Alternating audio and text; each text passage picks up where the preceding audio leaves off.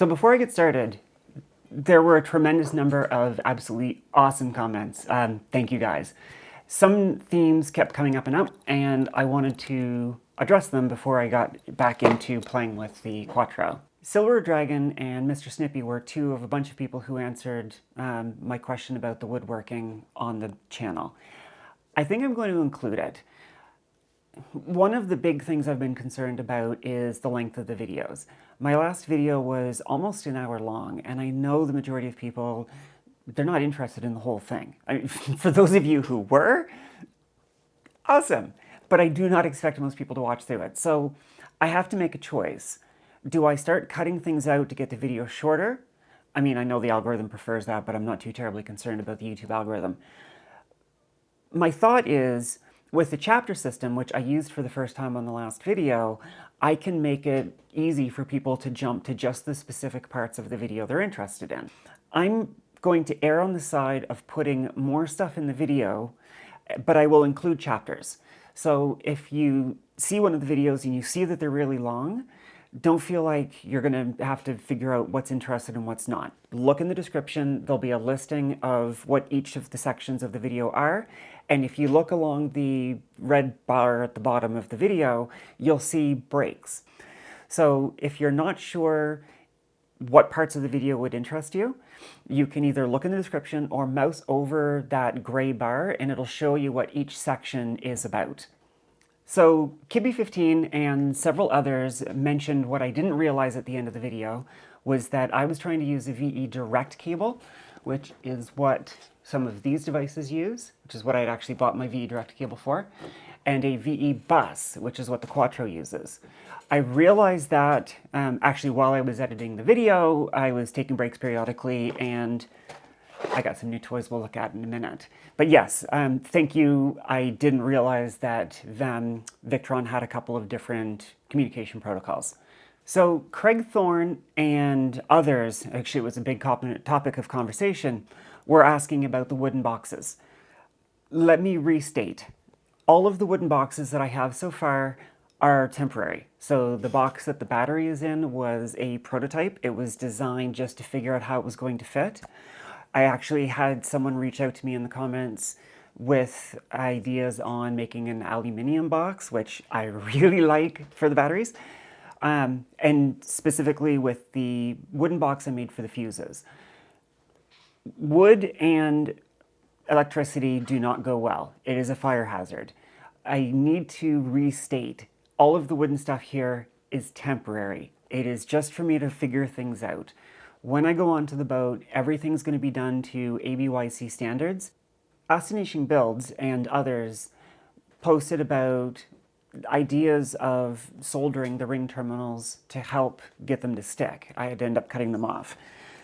Michael Miola in particular responded to the soldering comments saying you have to be careful, especially in a vehicle where there's vibrations, the solder joints can break. Really, I shouldn't be using crimp terminals on solid core. It's not designed for that. These are designed for stranded wire. I was trying to do it, as I mentioned in the last video, because I wanted to protect the threads on the wire. I will not be using solid core anywhere on the boat. Everything is going to be marine grade wire, multi-stranded, tinned copper, again, all to ABYC standard. So David Kettle and others posted ideas about using mats as their, like, I think they said 1/32 thickness, which I think is about a millimeter, give or take. They're cutting mats that you can get. I got mine off Amazon. IKEA sells them as well as the insulators to put between the batteries. So as you can tell, I bought some. Thank you very much for that recommendation. And the next time I pull apart the batteries, I will be cutting these up and setting them in as inserts. So the last comment I wanted to talk about was made by Kiem. They're not the only one who made that comment. About when I was making the plug, they were saying it's a really good idea to make the grounding wire longer than the positive and the neutral. The logic behind it is, if anything ever happens and the wire gets yanked out, you want the positive and the neutral to break first and the grounding to break last. So the idea, as I understand it, is If the positive wire breaks free and starts floating around inside the barrel and makes contact with something, you want the ground to still be connected so that it'll trip the breaker and shut the circuit off. That was a brilliant idea. Any future plugs that I make, I'm going to make a point to use longer ground cables. So again, thank you so much. How wonderful and helpful and kind the comment section is after the last video. Blew my mind. You guys are awesome. Let's keep that shit going. Friendly, encouraging, helping each other. It's awesome. So as I mentioned when I was answering comments, I realized I needed a VE.Bus cable, not a VE.Direct cable, to talk to and configure the Quattro. So this is the MK3 to USB adapter. It uses a standard Ethernet cable to go from here over to the Quattro. And then you have a USB interface you can plug into a computer. Or you can plug it into something called a Cerbo GX. As best as I can understand, this is basically a mini computer. It has HDMI, it has Ethernet, it has VE.Bus, VE.CAN. So CAN bus is, anyone who's worked with cars probably knows, or is probably familiar with CAN bus. And it works with BMS Con, which I'm assuming is battery management system. We're not using that. It uses the VE.Direct and it uses standard USB. So, in theory, I should be able to plug this into this. Later, the VE.Direct cable I had into the MPPT, and then talk to this and use this as sort of the brains of the entire system. That's what we're going to be playing with today. Now, you can do it purely through the app, or, and this is where I really splurged, it has a little 5-inch touchscreen, Victron 50. Maybe it's 50 centimeters. I don't know why they named it the VE50. Anyways, this here plugs into the HDMI port, and this, note, I spent some time before I started recording reading the manual. This first USB port is strictly used for powering this. If you try to plug one of your USB devices into this port, it just won't work. Similarly, you would think, okay, well, I've got one VE.Bus cable and one VE.Direct cable. That's it, I'm out of USB ports. They're saying that you can use a USB hub. So if you've got multiple devices, you can go plug in all your VE devices to a hub and then the hub into this. This has support for analog signal wires. So tank sensors. So the way I understand it is you have a water tank, either a drinking water tank, gray water tank, or black water tank, or fuel tank if you have a fuel tank. And I may have a diesel generator, so that'll still apply to me if I get one. And this has, it's basically a fancy resistor on the other side, a potentiometer. A potentiometer is basically a device where, depending on where it's set, the resistance changes. So there's usually a float in the tank, and as it fills up, it goes higher up and changes the resistance, and this knows that if the resistance is X, that means that the tank is Y% full, and it translates that into something you can see. You can configure that. It'll be a while before we're playing with that, but that will be down the future. You have digital inputs and you have temperature inputs. Now, I'm hoping for a future project with these digital inputs, I'm going to tie them into an Arduino, but that's for down the road. So one of the other things I was reading when I was reading the manual on this was how to power it, how to turn it on. It can take between, I think it was like 10 and 70 volts DC as input voltage, but it warned about powering this from the Quattro or Multiplus or whatever, because you end up in this loop where this tells the Quattro when to turn on, but this needs the Quattro to be on in order to be powered. So what they're saying is power this off of the batteries. That way, if your battery is on, it's powered up. So I'm going to connect this to my fancy new bus bars that we installed in the last video. The reason I'm going to put it on the bus bars instead of actually in the battery is that way if I disconnect the battery, it'll shut down the entire system. One of the things you have to be careful about when you're working with power systems that can be turned on and off, you turn them off to work on them, you want to make darn sure they're not going to turn themselves back on because some pre-programmed condition was met that told it to turn on. So by putting this downstream of the main battery switch, if I disconnect the battery, if I flip the main cutoff switch, I can be certain that this thing is powered down. Well, assuming it's also unplugged from the wall. Step one will be connect this to the bus bars. Disconnect the Quattro from the bus bars. Turn on the battery, check that I can talk with this, register it with the VRM so that it starts transmitting data to the cloud, get the monitor set up, get the VE.Direct cable connected to this via the smart shunt, then set up the CAN bus through an Ethernet cable to talk to the Quattro, reconnect the Quattro, and then see what configuration options we have. This can feel so damn overwhelming at times. All right, I have a feeling these terminals might be too big for that. If that's the case, I'm going to have to re-terminate these. Let's find out. This is disconnected and unpowered. That's why I'm not worried about using a conductive screwdriver to remove this cap. It looks way too big. But it's within the size of the bolt, and I'm sure this isn't drawing a lot of power, so it's probably okay. Well, let's back this off and see. These are the ones powering the Victron, so I want to disconnect them. Okay, so spread these apart. Black for ground, so we'll put that. Oh, gotta back these off. Yeah, the camera probably can't show, but you can see how much it's jumping. This is really big, but that's fine. It will be fine. Everything will be fine. Now, normally, I would immediately put the plastic cover back on before applying power, but because I'm right here, I know where the kitties are, and there are no kiddies nearby, I'm not too terribly worried. So I'm just gonna leave the bus bars exposed for now. Okay. Cerbo GX now has a power cord that is hooked up to the batteries. These connectors are for the programmable relays. These are the three for the digital inputs, temperature, and tank. Donk, donk, donk, same thing. Take your wire, crimp on ferrules, push them in, and then you press into here to release them if you ever want to take them out. We're not going to use any of those. We will be using CAN bus. CAN bus, if anybody is old enough to remember old school SCSI, you used to have to put 75 ohm resistors on either end of the SCSI bus to terminate the SCSI bus, so you didn't get signal bounce. These are basically resistors. I bet if I peeled this back, I'm going to find this network connector is just a resistor. Actually, see how there's only 2 wires in there?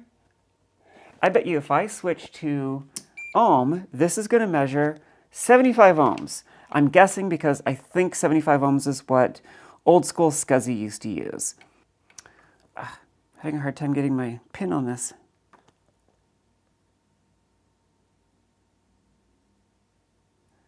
I'm going to say it's a 150 ohm resistor.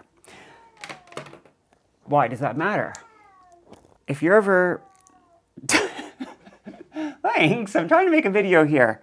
If you ever need to make one of these VE.Bus terminators, looking from the bottom, so the clip away from you with where the wires would enter from the top, the leftmost and second leftmost pins, if you put a 150 ohm resistor in there, you suddenly have yourself a VE.Bus terminator.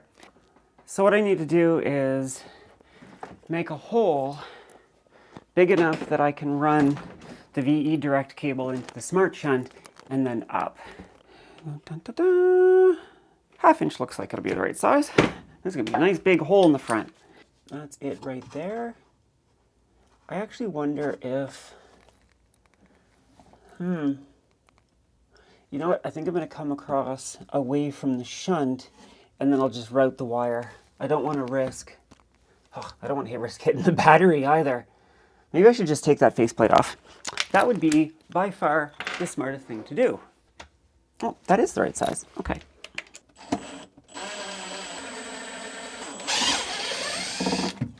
Now, if I am doing it this way, I can make a pencil mark and know exactly where to drill.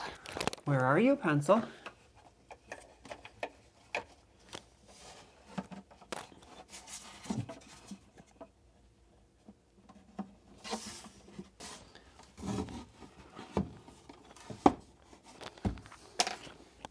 You know what? I'm going to drill a pilot hole first. I'm going to drill a pilot hole from the back because that's where my mark is. But when I do that, I'm going to get tear out in the front.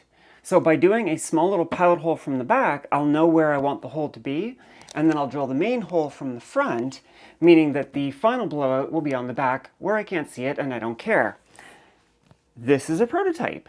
I shouldn't care. And yet here I am. Everything's a good chance to practice.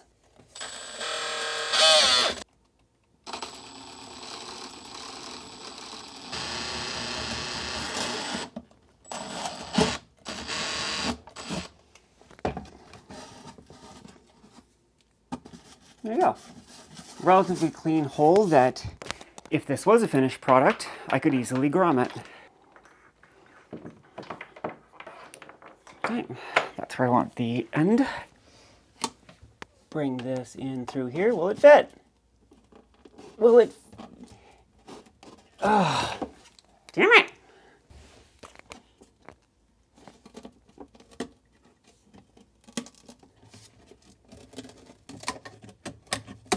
Squared it out a bit, and voila, she's through. Now I can put this back together. Actually, to make my life simpler, I will plug it in first. Oh, ha! All right, well, I hope I got this accurate because... And I didn't, I'm off by a bit. Okay, well, I'm gonna have to do a little bit more carving to make this fit. And this is exactly why we have prototypes. Because as you figure things out, they get progressively uglier. I'm just going to chop away at this until it fits. You came for the battery, you stay for the inelegant woodworking. Oh, the upside is I think I can actually plug it in and unplug it, which is not something I thought I could do.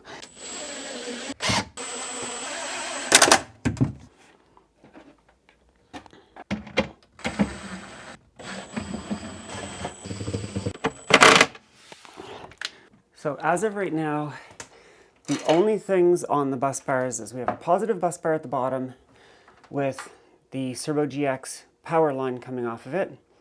We have the ground line coming off of the ground bar, and it is not currently plugged in. Nothing is near or touching the bus bars, so it should be okay to energize now. So we're in voltage DC, and I should now see no voltage, so positive on the left, negative on the right, no voltage. So now what I'm going to do is apply power. Nothing. Oh, I got these BMSs off, so let's turn the BMS on. 53.34 volts. Right, okay. So turning this back off. Now, you can see how the water-resistant jacket works. So I flip both of them open. Positive to positive, negative to negative.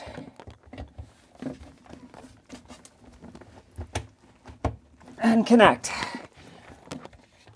Put those together to keep them out of the way. So you can see how the Anderson connector boot comes together and creates a water-resistant, not a waterproof, a water-resistant connection.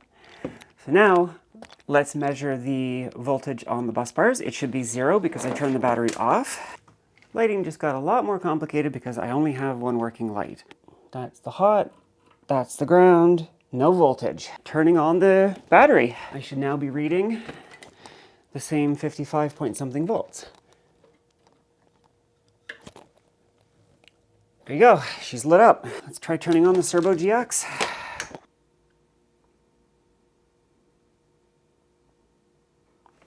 It sees the smart shunt.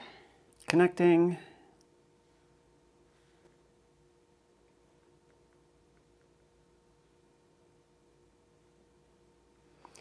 So this is the first time I've used this app since I finished the battery. So that's working.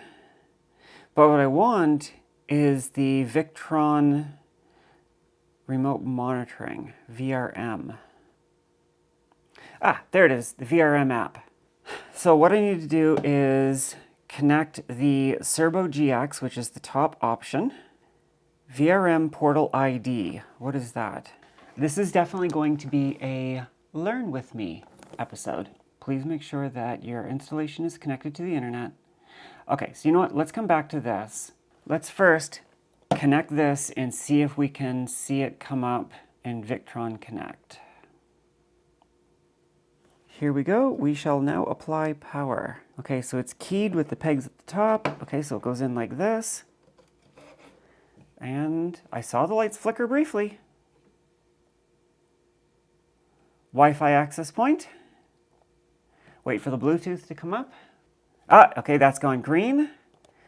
Come on, Bluetooth. Bluetooth, ah, there it is. Pair 6 zeros is the default. Obviously, when I get on the boat, I will set real pins. VRM online portal. Hello? Maybe, hello? Click on the gears. Network. Ah, I can set it up on my network. Connecting. And we're connected. So it got an IP address. I wonder if there's a little web server on this. Let's go to that IP address. Rotate your screen.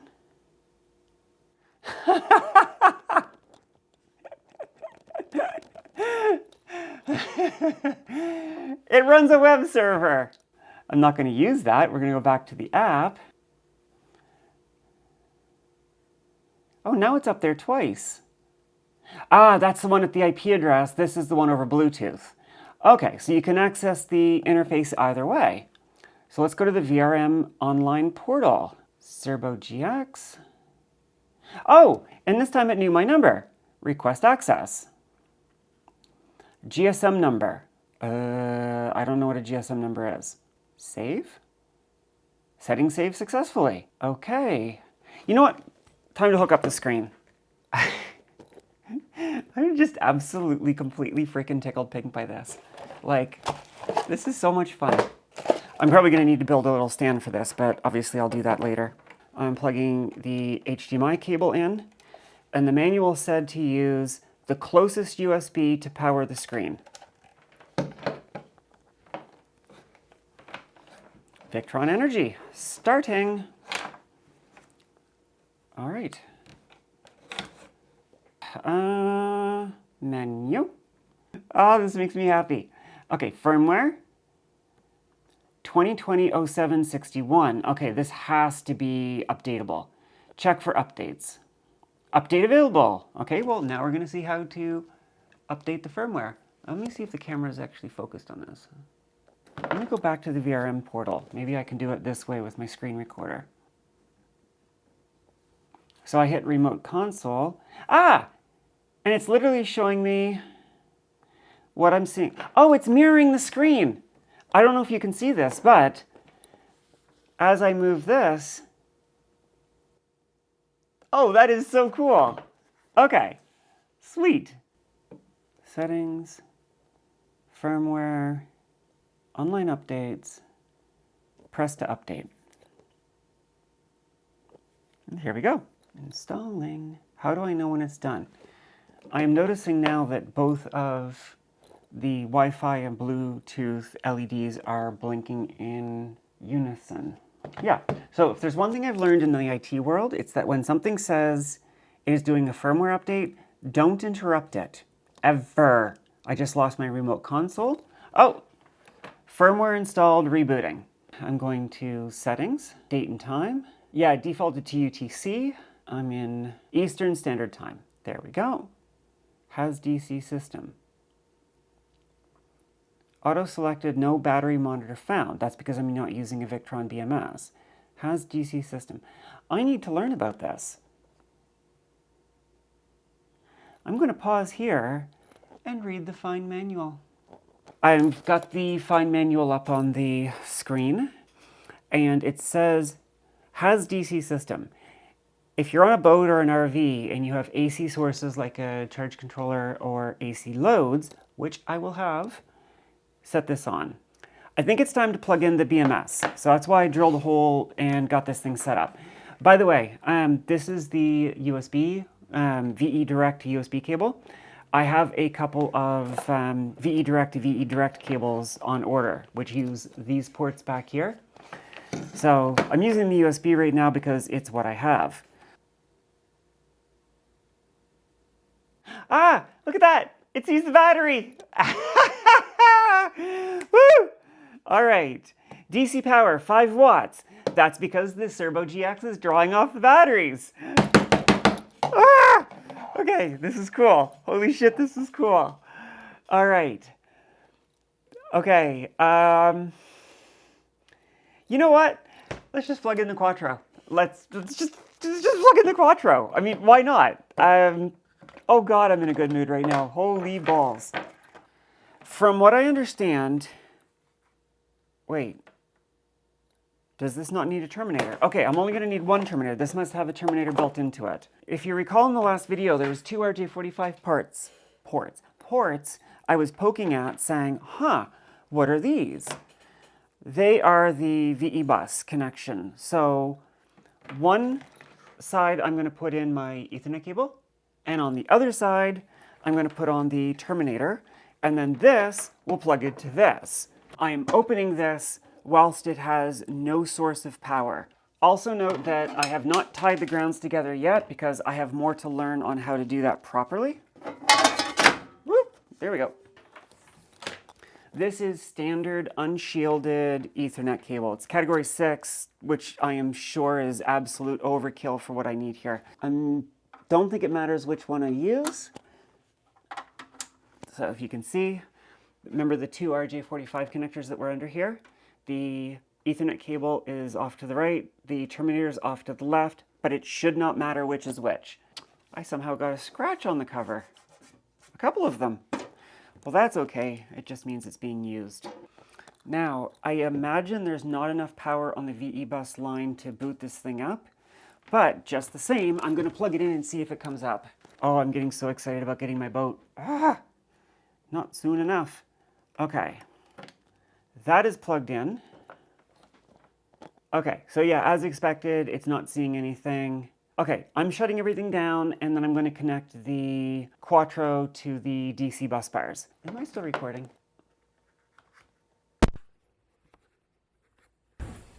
Cutting the main battery. I'm going to do ground wire first, and then I'm going to actually cover the ground wire before I do the hot wire.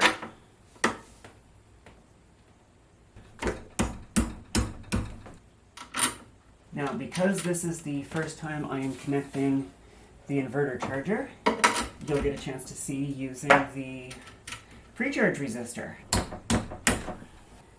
Oh boy. Okay, let's do this. Why am I nervous? I'm always nervous. Press and hold. Turn on the main battery. Main battery's on. Okay, the Cerbo is booting up. Now at this point, because I am still figuring out how to use the Quattro and the Cerbo, I only want one input to the inverter at a time. So the inverter right now is currently set to the off position. Not charger, not on, just off. So I may not be able to talk to it. I don't know if it's going to boot up enough to let me talk to it. If it doesn't, I will turn it on. When I do that, these, no, because I don't have AC input, this one should come live, this one should stay dead. Okay, so let's plug that into here. So it is not coming on right now, so I have no AC power, good. A few commenters didn't really like how I had the camera set up over my desk. You know what? I bet you I didn't need this. I bet you I could run this straight into the Cerbo. Yes, I can. Why don't I do that? The most reliable part is the part that doesn't exist. VE.Bus. Okay, so putting the terminator on one side, putting that on the other side. All right. I can't believe this is starting to work! Is the microphone still working? Yeah, it is. Okay. Hopefully I'm not blowing the audio out. Ah, this is making me so damn happy. And that leaves me a free USB spot too. All right, and when I get the VE.Direct cables, that's going to be freed up. I'm liking this box. I'm liking this box a lot. Let's turn on the Quattro. I heard something. Ah, I heard something. Inverter on. It's making noises. Do I have AC power? No, because the breakers are off. On and on.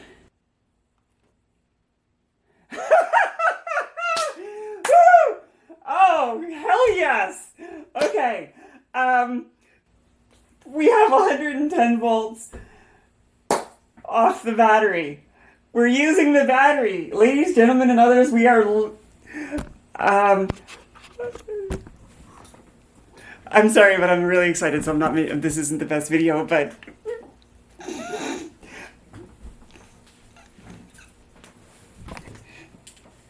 It's alive! I know the lighting is terrible. I'm sorry. It's alive! It's alive! Okay, now, this should not work on AC2 because AC2 is powered by AC and I'm running on batteries. No power!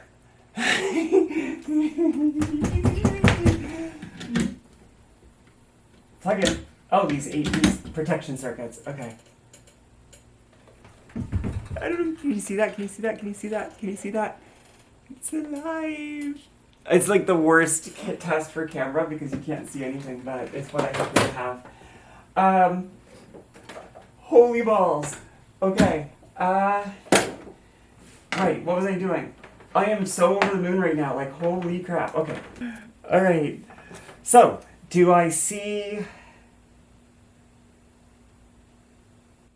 Quattro 48... Oh, there it is. Quattro 48 5072.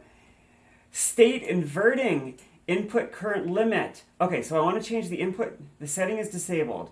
Possible reasons are overruled by remote is not enabled. Okay, so remember how I was saying the manual said the default AC input on 1 was 60 amps, but all of the jumper settings were set to 0?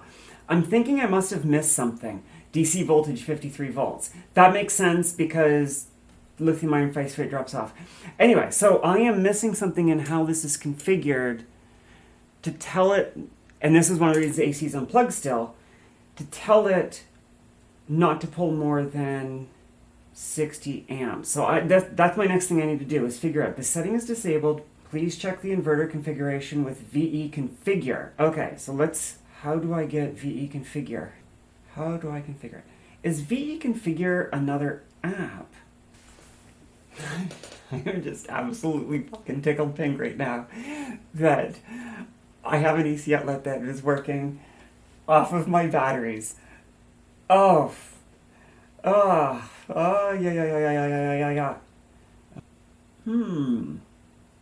I need to change the input amperage before I plug it in. No. How do I configure this thing? How do I configure this thing? When in doubt, the Googles. Yes, Kitty. Please don't scratch my stuff.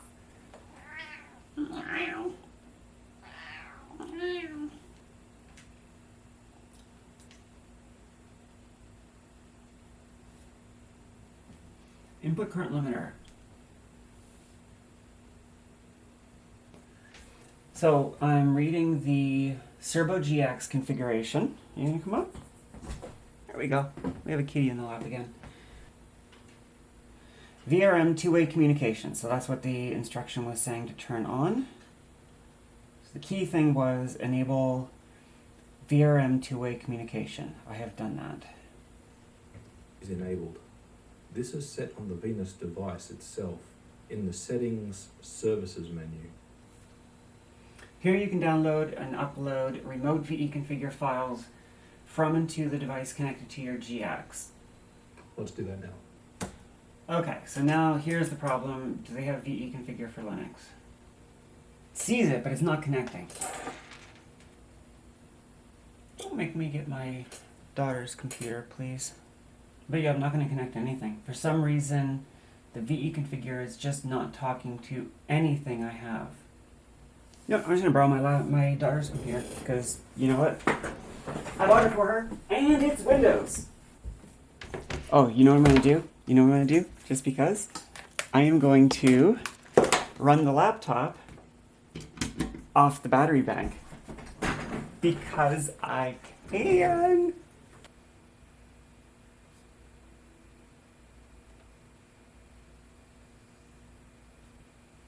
Ah, okay, so the Windows app is connecting just fine. Suppose I shouldn't be surprised.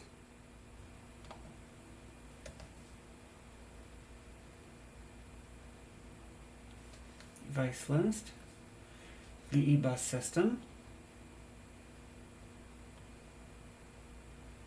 sees it,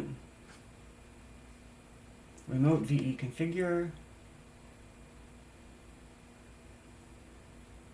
querying configurable devices, download,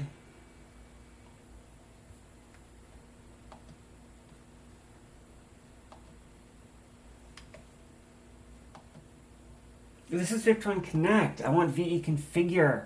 Ah. VE configuration tools. Okay, so this is what I need to install. I have to get a Mac.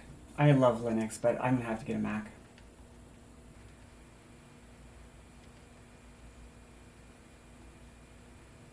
Okay, I double clicked on it. Ah, there we go. All right, so AC input 1, setting it to 15. The big thing I wanted to do was change my AC input current limit to 15 amps. Yes, they said overrule by remote is checked. So I'll just exit.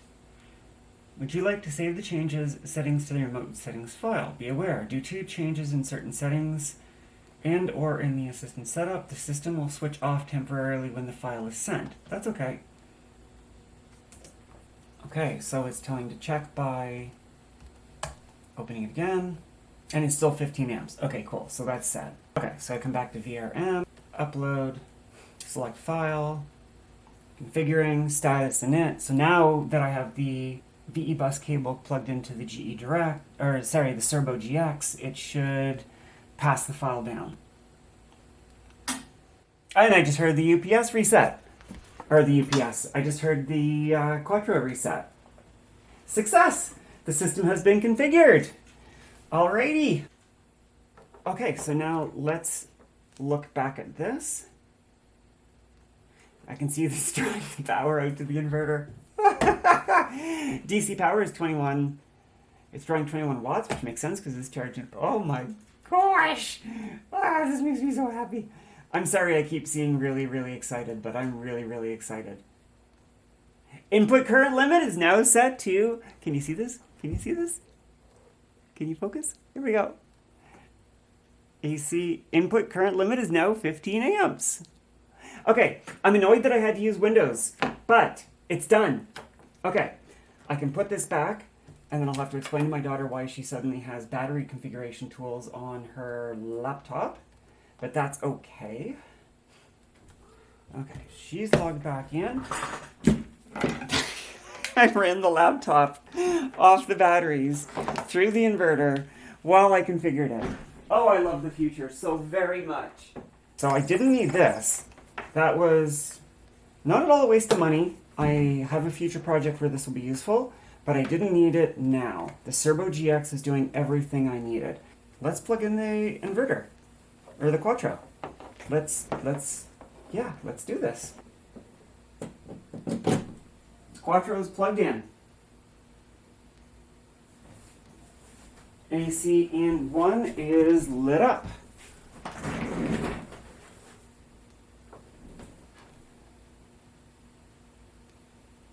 What is it doing? It's still showing going... Whoa! Bulk. Oh, it's charging! Oh, look at that! Look at that! Look at that! Look at that! Look at that! We have grid power going into... Woo! Oh yes! Oh yes! It's pulling in 1300 watts. 24.7. It's charging. This is so good. This is so good. Okay, so now I need to find, where is my BMS app? Oh my gosh, I'm like so all over the place right now. BMS. Where is the BMS app? I think I'm going to call it a night. And I'll pick this back up tomorrow. Good morning. I downloaded the videos from last night before I went to bed, and this morning while I was having my first cup of coffee, I went to check some of the video and realized I knocked the cable out of the microphone on the camera, and there's a chunk of yesterday where it is recording off of the camera's microphone, which I had turned all the way down. So, sorry for that. Also, after I finished filming last night, I was trying to figure out why I was not able to see a lot of the battery options, the individual batteries, so on, with the BMS, the OverkillSolarBMS using the Xiaoxiang. If anybody knows how to pronounce that properly, please let me know. It turns out that the app you can download from the Play Store, if you're on the Android platform, is very restricted. I remembered in the OverkillSolarBMS manual, it said, install the app from this link. Don't use the one from the Play Store. I had downloaded it, and I was trying to install it, and it kept saying installation failed. I realized I had to uninstall the one from the Play Store, then I could install the one that I downloaded. I'm going to make a little display for this. So, batteries, Xiaoxiang. So the battery is currently disconnected at the main cutoff switch, but the BMS is obviously still active. And I wanted to point out this right here. I hope you can see it. 0.004 voltage spread between the 16 cells. Our effort to top balance appears to have worked really well. That makes me really, really excited. I'm going to have to see over time how much it deviates. But as of right now, that is extremely accurate. It makes me very happy. So, when I first started the app, unfortunately, I was laying in bed and I had this brainwave and I'm like, will this work? And I uninstalled and installed, and it worked. And I didn't have the camera working because I was in bed. But the only thing it asked me when I started it for the first time was, what is the capacity of the battery? I said 280 amps, and then it said, what's 80%? Which is 280 times 0.8, which is like 240 something, whatever the number is. So right now it thinks that the battery is down to 25%. It defaulted to a 100 amp hour battery. So I need to figure out how to tell it it's nearly charged. So the main things I want to figure out before I turn the Quattro back on is I need to figure out what the low voltage disconnect is. I think I already know 2.5 volts. I know the cutoff voltage is 2.65 volts.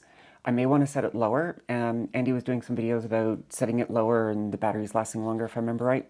I think initially I'm going to set it to just whatever is stock, get the basics working, and then I'll figure out how to say cut off when there's 10% left and stop charging at 90% full to extend the runtime of the batteries, or the lifetime of the batteries. So we have overvoltage at 3.65, I know that's fine. Overvoltage release. So I guess the battery pack has to drop down to 3.5 before it allows it to be used again. Overvoltage release delay. So no matter what, it'll shut down for at least 2 seconds. Undervoltage, 2.5 volts. It won't start working again until it climbs back up above 3 volts. That's good. With a minimum delay of 2 seconds. That's good. Pack overvoltage, 58.4. I think that's right. So 3.65 times 16 cells is 58.4. I expect all of these are going to be reasonable. Pack overvoltage release is 56, which I'm guessing is 3.5, 56. Yep, I think this is all going to be quite reasonable. Pack undervoltage is 40 volts, which is going to be 2.5 times 16. Yep, 40 volts. And 48 volts will be 3 volts times 16 cells. Charging over temperature is 70 degrees Celsius. Okay, now we need to look at the fine manuals to see what this says. And I have to actually set up my thermometers now on the battery. Oh, you're getting to be an old man. Here we go. So here we have, on the Find manual, all of our parameters. So what we're doing now is we're just checking these parameters against what's set in the BMS. Typical voltage is 3.2 volts. Cutoff voltage, oh, you are so damn cute. Okay, so here we can confirm the cutoff voltage is 2.5 volts, which is what it's set to. So recommended state of charge window is 10% to 90%. That we know already.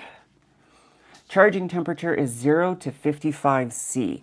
Okay, so where it has charging over temperature, we're going to set this to 55 C. And the charging release temperature, let's set it to 45 C. Now, one thing to keep in mind is that where the temperature monitors are mounted has to be factored in. If I put the temperature sensor near the actual BMS, the BMS itself is going to heat up, and that's going to cause the red temperature to go higher. I need to make sure that all of my temperature sensors are on the actual battery itself so that I'm getting a true battery reading. Discharge temperature is 20 to 55 C. Let me see if I have to set that. Charge over temperature release is 2 seconds. Charging under temperature is 1 degrees. Okay, this is where I can tell it to shut off charging if it is below a certain temperature. I am going to play this safe for now and set this to 5 degrees. The reason I'm doing that is the temperature sensors that are currently on the BMS, I'm hoping to get longer ones or extend the ones I've got. I just have to understand how longer wires will impact the accuracy of the reading, is they're not very long. So it's possible that, especially imagine if the back of the pack was closer to the hull and I'm somewhere in a winter harbor, the back of the boat could get colder before the front of the boat relative to the pack depth. So the back cells could actually get close to freezing before the temperature sensor noticed. So setting at a 5 degree means that I just have that much of more of a buffer. The chances of there being a 5 degrees Celsius gradient between the back of the battery and wherever I have the closest thermocouple is very low. So I think that's a safe rating. Discharge over temperature. Oh, that was charging over temperature. Okay, so discharge temperature is also minus 20 to minus 55. Not also, the lower voltage is different. I can discharge down to minus 20, but I can charge only up to 75 or 55. So let's change the discharge over temperature also to 45. And we're going to set the discharge over temperature to 55. Now, I should probably put a buffer on the charging and the charging and discharging limit. I'm setting it exactly to what it says in the manual. The reason for that is that the box is contained, so it's going to hold heat. So that heat that the BMS is giving off is going to help warm the box up. Okay, so discharge under temperature is minus 10 C. Let's do minus 15 to give that same 5 degree gradient. Discharge under temperature release. 0 seems a little... For discharge, if it says it's okay down to minus 20, I don't know why I don't do minus 10. But for now, until I know better, I'm going to leave it at 0 degrees. So what that means is it'll continue to discharge down to minus 15, but if it cuts off, it will not turn back on again until it hits 0 degrees. Charge over current is 110 amps. Now, this is the default value of this BMS. The BMS is rated for 100 amps. So if the BMS's default value is 110 amps, I have to assume that the BMS knows what it's doing and that that's a safe setting. So I'm going to leave that alone. Charge over current release. So if it sees charge rate of higher than 110 amps, it cuts off for at least 32 seconds. What? Charge over current release is 32S, which I'm assuming is seconds, but the next value is charge over current release delay, which is 10 seconds. Well, you know what? I'm leaving it until I know what it's talking about. So discharge over current is minus 110 amps, so drawing 110 amps. The release is again 32 seconds and 10 seconds. Or is that 32 amps? Or 32 Samanthas? I'll have to figure that out. Oh, I should mention, one of the things I'm thinking of doing is, in the comments that came up after I blew the fuse was, why don't I use a breaker instead of a fuse? I used a 200 amp T-class fast blow fuse. I might get a, say, 125 or 150 amp breaker. The thought process is that if the breaker acts fast enough and it trips the load, then great, I save myself my fuse. But if it doesn't, I've got the fuse for backup. Now we're getting into the battery stuff. Balanced turn-on voltage is 3.4 volts. Seems immensely reasonable. Balancing precision is to 0.015 volts, 15 millivolts. Production date, December 5th, last year. I've been sitting on this for a little while. As you can tell, I'm a slow learner. Oh! I don't know if you remember seeing at the beginning, it thought that it was like 25% charged. Now it's jumped up to 100%. Remaining capacity is 254.79 amp hours. Oh, this tickles me so pink. I'm just poking around now. I think parameter settings. Ah, this is the menu that I've seen when Andy was playing with the Xiaoxiang BMS. So how is this different from... Oh, what's different here is I have little question marks, which probably explain what the values are. So I was trying to figure out whatever number of Samanthas meant. Now I can actually find it out. Overcharge current release. Charging overcurrent release time. After the charge overcurrent protection occurs, the BMS reopens the charging switch after reaching the charging overcurrent. Okay, so it is 32 seconds. So what is the difference between the release and delay? When the pack is charging, the charging current exceeds the charging overcurrent protection value and reaches the charging overcurrent delay time. When the pack is charging, the charging current exceeds the charging overcurrent protection value and reaches the charging overcurrent delay time. The BMS turns off the charging switch, stops charging, and prevents overcharge. Okay, so they seem to do the same thing. If anybody understands the subtle difference between those two, please leave a comment. I'd be very appreciative. Everything is immensely sensible for what I have, so I'm just going to be considering this happy and good. Right. Let's turn the Quattro back on and then let the battery charge back up, I guess? No, we need to get back to the good. No, the Quattro's really, it's configured now. The Cerbo is configured. This is configured. What do we still have left to do? I mean, everything. But what did I still have to get done for this video? All right. Had a nice little visit from the neighbor. Let's get back to where we were. Right. Where we were was turning on the battery. Turning on the main battery. Connecting the resistor to charge up the capacitors. 1, 2, 3, 4, 5. Turning on the main battery. Out, and there goes the Cerbo GX booting up. Once it boots up, I will connect the AC. If I am almost done, then maybe I'll finish this video by making a little stand. Feel free to boot up anytime you want. There we go. Okay, everything's up. Let's turn on the AC input. Okay, so I've got the AC input and turning it on.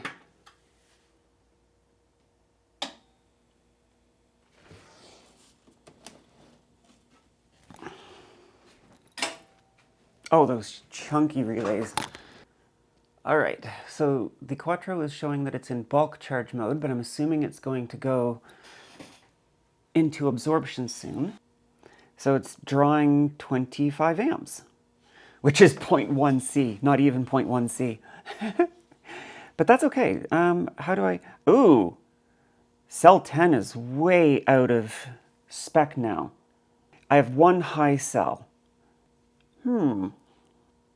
So the blinking B says that it's balancing. So remember we talked about how there's a little resistor in the BMS to try to draw down the power? That's probably what it's doing. Well, it's not probably, that is what it's doing. It's trying to drain some charge out of cell 10. Now, one of the things that some people do, I think Andy connects a light bulb across the individual cell to drain at a higher, like the resistor on this thing is really, the resistor on the BMS is really small. It can only have discharge, I think, 50 milliamps or something really small like that.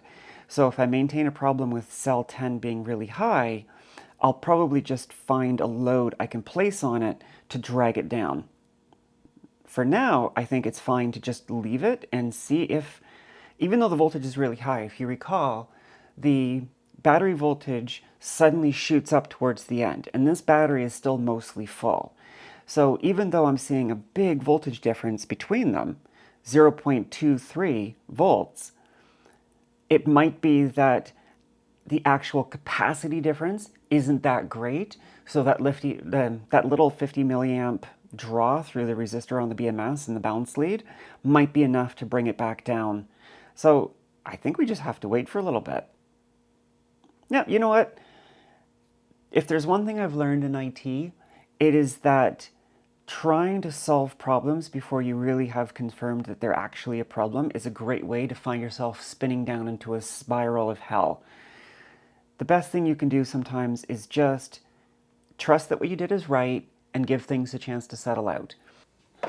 So it's been maybe half an hour or so, and hopefully you can see this. If you remember, cell 10 was the one that was showing really high. And then with the balancing kicking in, we now see cell 5 is the one that's showing as the highest. It's not huge, it's 0.138 volts out at this point. You can see all these ones are balancing. So I think it was the right call not to be panicked by the one cell being so much higher than the rest. I am going to let this go, and let's go build ourselves a little display panel. Let's do 20 centimeters. Come up along here to 30.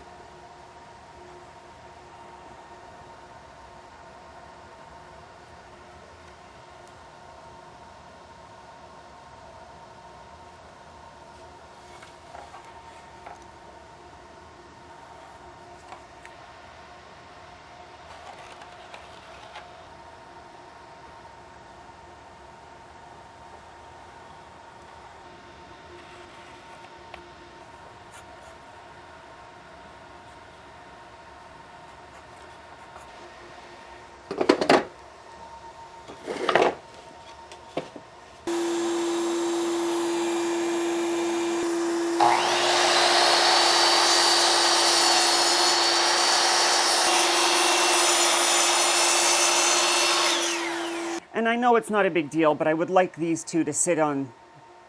Oh! Wait a second. Damn it.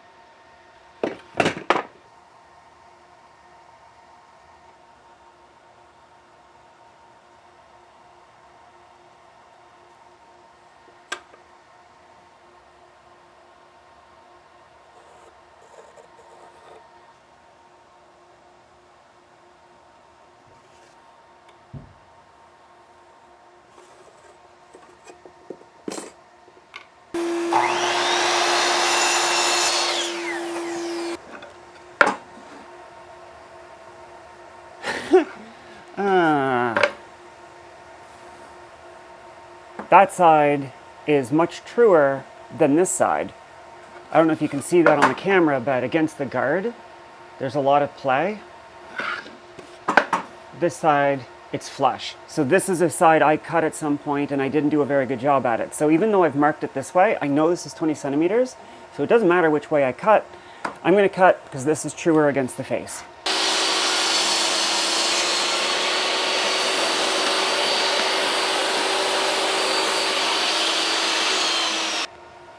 So someone made a comment on another video about how I was using the table saw, and they raised a concern that is a valid concern.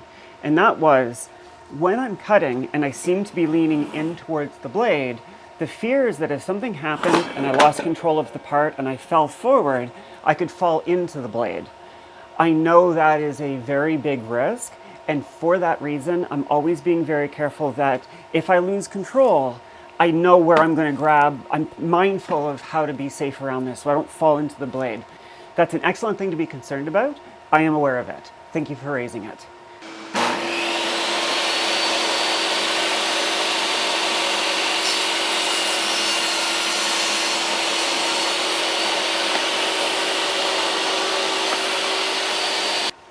So I need 3.5 millimeters by 197 times 2. Oh my, that is dead on 3 centimeters.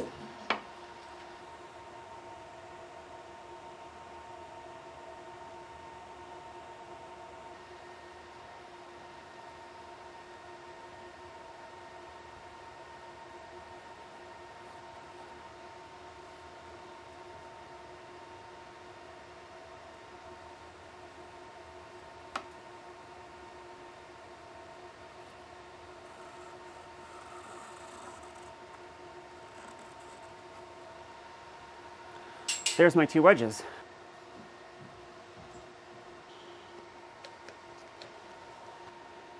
I'm not very good at this, by the way, so you're watching me learn.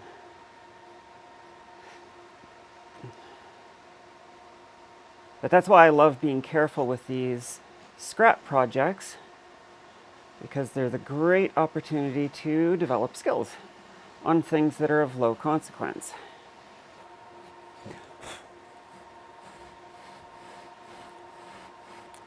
So I've got this saw slightly down at an angle, so it's starting to cut at this end, and I'm coming back slowly to see if I can bite into my line relatively accurately.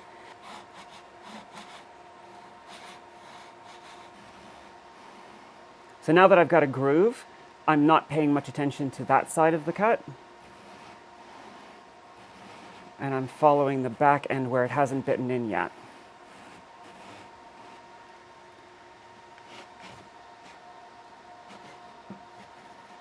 Okay, I've got a lot of metal in here. I'm going to pause. I'm going to put some soap on the other side as a lubricant.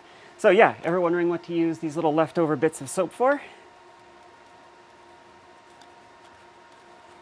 And these little scraps of soap are excellent for getting the wood to slide through.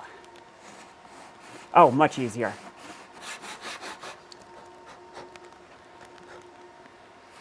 One of the upsides to using soap as a lubricant for your saw blade, you see how much is worn off? It smells lovely.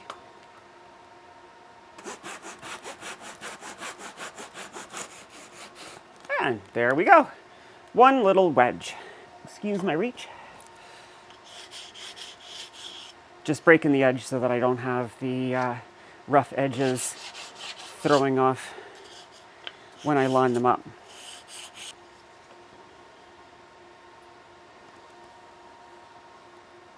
It's not the straightest cut in the world, but that's okay. Oh wow, it's off by quite a bit. All right, well, that's where they line up. It's going to be a little short, but that will keep the two of them together.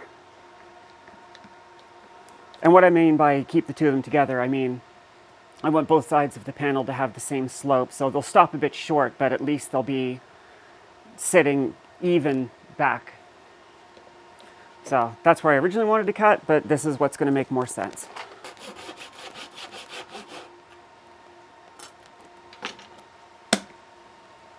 There. Got my two wedges that will act as the back of the display. Which side do I want to see? That's kind of ugly. Well, that's okay. I'm going to hide that. Yeah, I'm going to use this as the face. There to that there is 90 degrees, but I've got it tilted backwards, so I'm going to have to take a little bit off the bottom, but I'll worry about that in a second. For now, I just want to rough it up. That seems about right. Now the last thing I need to do is figure out what angle to put on the bottom of this board. I'm sorry, you can't see this, but what I'm doing is I'm looking at how many millimeters high the front is. And it looks like 2. So what I want to do is come back 2 millimeters from here and file it off, or plane it off.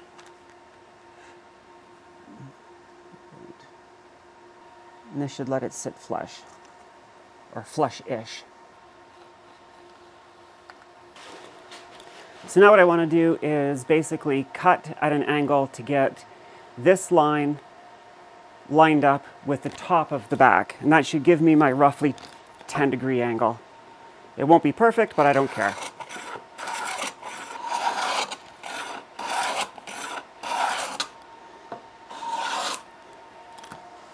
All right, that's pretty much down to the line there, but I need to do a little bit more here.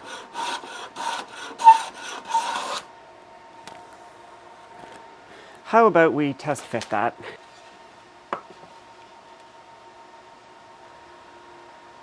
All right, well, it won't hold itself together just yet, so I can show you this, but the gap down there is now very small. I've got a pretty good mating surface.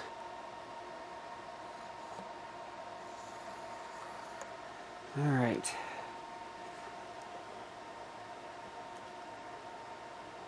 So that should do the trick right there. I'm setting the hole I'm going to drill for the screw to come in to pull it down when the glue is drying back a little bit because it's thin. It's thin towards the front. I want to make sure the drill goes, or the bit goes straight up into it. One of these days I'll have a clean shop. One of these days will not be today.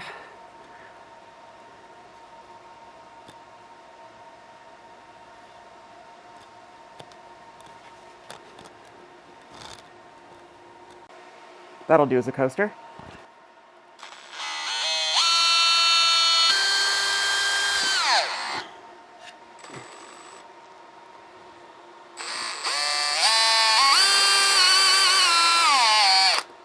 There, that should have it nicely lined up.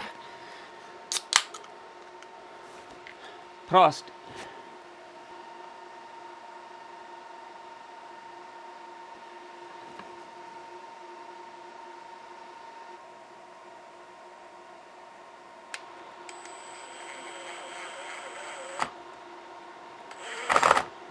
There.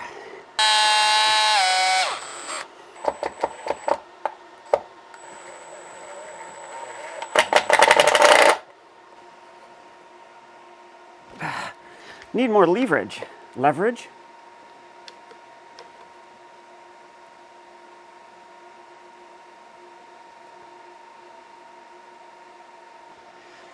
Off by a bit, but again, not fine woodworking.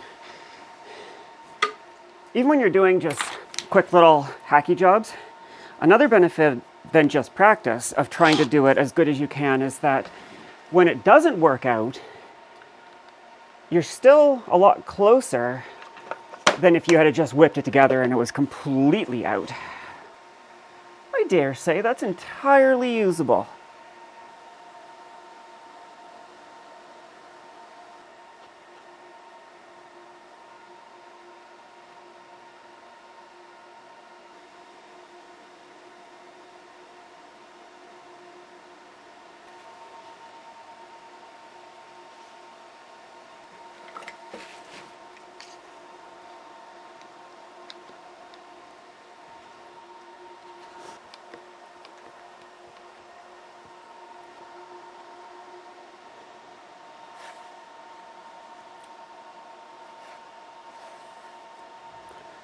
All right, that's going to take about an hour to dry. While that's going, I want to put a nice little ledge, like lip along the front, so when I put my phone in, it doesn't fall out. I'll do a 25 centimeter rip. That should be plenty. There you go, faceplate's made.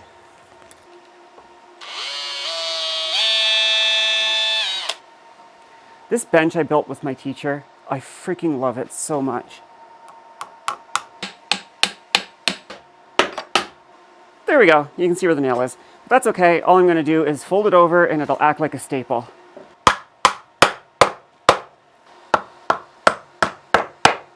There. Alright, so the last thing is to put this strip on the front, which will keep my phone from falling off when I use it as a stand. Pretty much the only concern I have when I move on to the boat is what I'm going to do with this workbench. I intend to keep this workbench until I am no longer able to do any kind of work.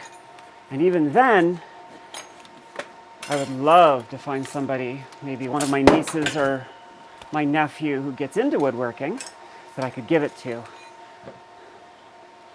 I generally don't put a lot of stock in possessions, but building this thing was a really important part of my life.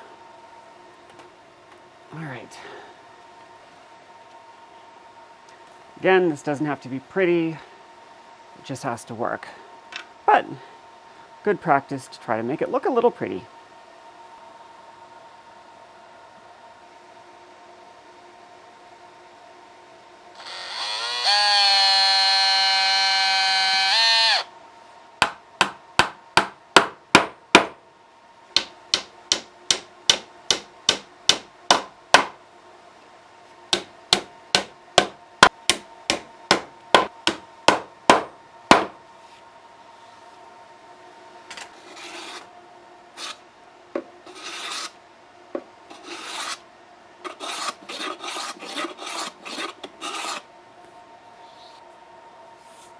So you recall I left about 2 millimeters extra? That's what I'm dealing with now.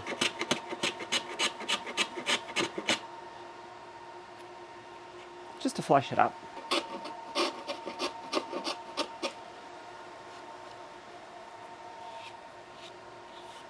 Good enough for government work. Oh, this filming stuff is hard. Okay, so there's the box. Oops. So there's the panel that's going to mount the Cerbo on one side, and I can put my phone on the other when I'm looking at like the BMS or whatever.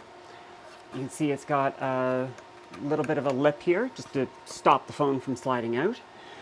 I'm going to give it about an hour for the glue to dry, and then give it a quick sand, make it a little bit pretty. We'll drill the holes, mount the Cerbo, and that'll be that for this video.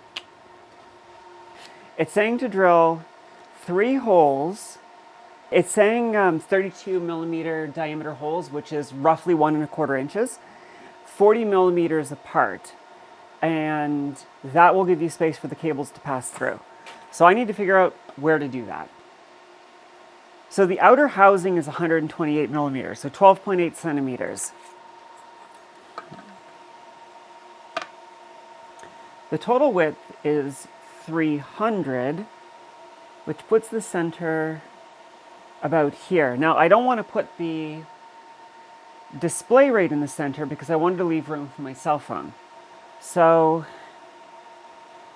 let's say we give 20 centimeters to center the display with the phone off to the side. So my phone is, yeah, it'll easily fit in that. So half of 20 is 10. So that is going to be the center of the display. That's going to be this point right here. So the center of the display gives me 128, which is 64. So I want 64 millimeters on either side of this. Okay, so there's the center line, and there's the 162 side to side. The lines I drew go right through the holes for number 1 that I want. So you can see the outer lines are pretty much lined up. So what I'm going to do is use this to figure out where my drill holes are going to be. Let's say right there and right there. And it's the same down here, so I'm going to flip it upside down. So these are the holes that will mount the housing that actually clips in the screen. So the housing will be mounted using these 4 holes. Now what I need to do is along the center line, let me fold this again. So there's the center line. So that's where my first hole is going to be. My second hole is going to be, and my center line is going to be right there. Okay. All right, so there is the left hole, right hole, and center hole. The manual said to drill the outer holes first and the center hole second.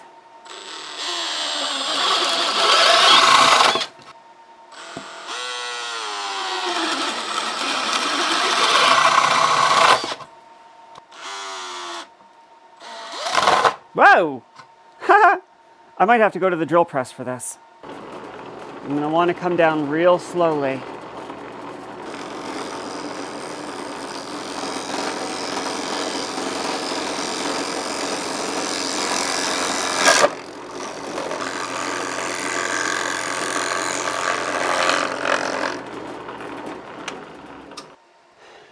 It ain't pretty, but it's going to be hidden by the face.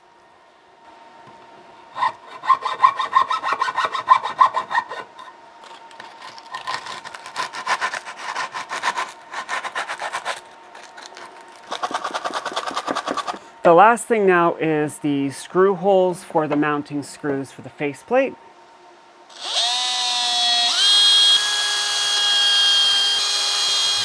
She ain't pretty, but she'll hold the stuff. Cerbo GX, cell phone. Yeah, this is gonna be good. See you upstairs. Looks like those holes line up relatively well.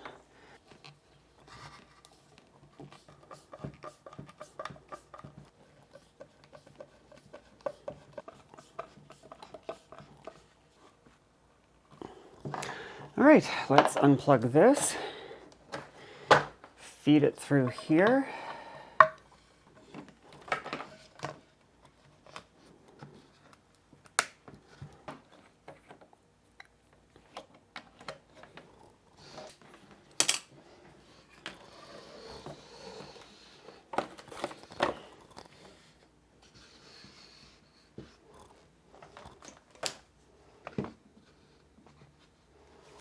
That is what I was after. And there we go. A nice little stand for displaying the Cerbo GX output. Actually, you know what? I'm gonna do it. I'm gonna do it. Oh yeah. There's the Cerbo GX output and a nice little stand for my phone so you can see easier the BMS output or whatever else I decide to display in the future. To summarize where we are at the end of this video, we have output power on both the protected AC1 and the unprotected AC2 because the Quattro has mains input, shore power. The battery is running, it is fully charged, it is showing a current voltage differential across the 16 cells of 0.90 volts. Yes, I'm sitting here trying to think what's next. The battery has been, in the Quattro, have been such big to-dos on my list that now that they're up and working, I'm kind of feeling a little lost, which is awesome.